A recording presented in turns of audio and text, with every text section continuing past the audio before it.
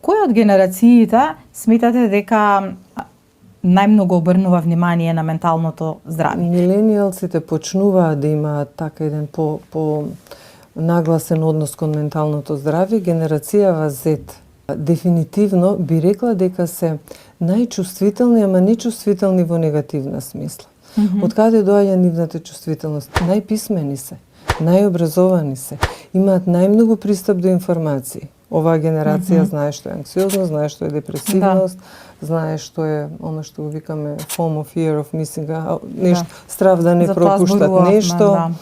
Така што они се едноставно писмени.